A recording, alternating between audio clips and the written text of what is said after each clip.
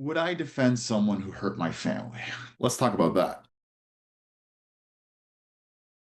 It's always more complicated than a simple yes or no. I mean, the short answer is no. I would not defend someone who was accused of harming my family. I would not defend someone who's accused of harming me, but that's because of the fear of bias. I want to be able to be objective and impartial when I give my clients advice. And if the person who I would, in this scenario, be representing harmed my family, then I can't be unbiased. I have feelings about that. I have thoughts about that. I'm too close to it, as some would say. So, no, I wouldn't represent someone who's accused of harming my family, but I would represent someone who's accused of harming my community, which is what I do every day because I am a resident of Tucson, Arizona. I live here. I certainly experience the consequences of crime not being properly policed and properly dealt with. I often will say with my colleagues that what is good for me as a criminal defense lawyer is bad for me as a Tucson resident or a resident of Pima County. And that often is true. Recently, there's been a lot of frustration with the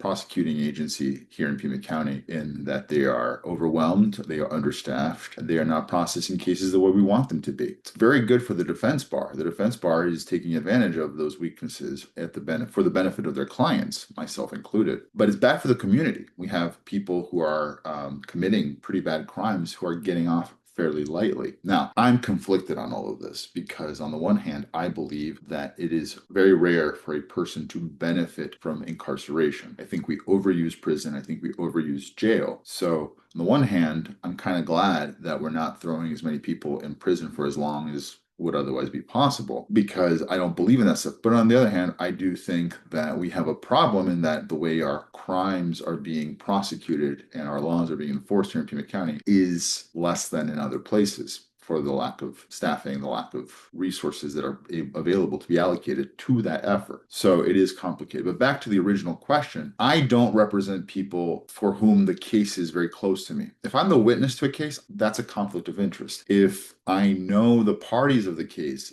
on a personal level, that's a conflict of interest. It's happened before that I learn that the named victim in a case is someone that I know. Now, depending on how close I am to them, I may have to refuse to take that case, to decline that case because I'm too close to it. And it's not always because I would be unable to perform my job correctly, but my clients are entitled to conflict-free representation. If there's even the appearance that I would be unable to be fair and impartial and unbiased for my client, that's a problem. My client should have a lawyer who doesn't have those issues. The subject of conflicts of interest comes up more often with representation of former clients and things like that. So I've had it happen many times before that I get a case and the client is accused of harming someone that I represented previously. Now, there are ethical rules that say that even when the representation ends, I still have ongoing duties to my former clients, including the duty of confidentiality, the duty of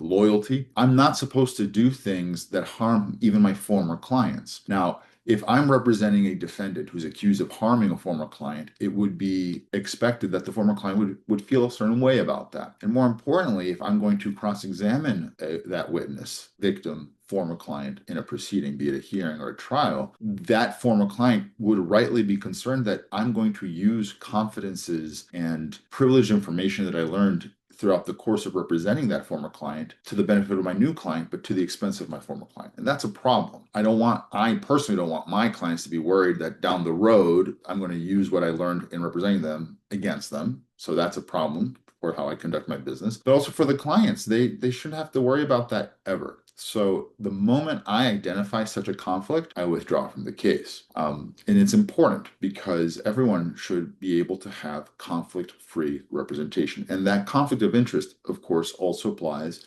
when I am directly impacted by the crime that the client is accused of having committed. So that's the longer answer. So no, I don't represent people who harmed my family. I don't represent people who harmed me, but I will represent people that my community might have issues with. For example, if I were asked to represent a white supremacist who was protesting something and they are accused of disturbing the peace. If I have that client and I am defending them on First Amendment grounds, I have no problem doing that, even if what their opinions are, I find heinous and vile, because that's not my concern. My concern is that everyone have the protections under the Constitution that everyone is guaranteed. And I am a firm believer in that. And my whole career is based on that. So some people in my community would not be able to do that. They find that those views are too heinous, that they couldn't be impartial. They couldn't be fair to that client. And when I say impartial, I mean that their default setting is in favor of their client. And for some people, they can't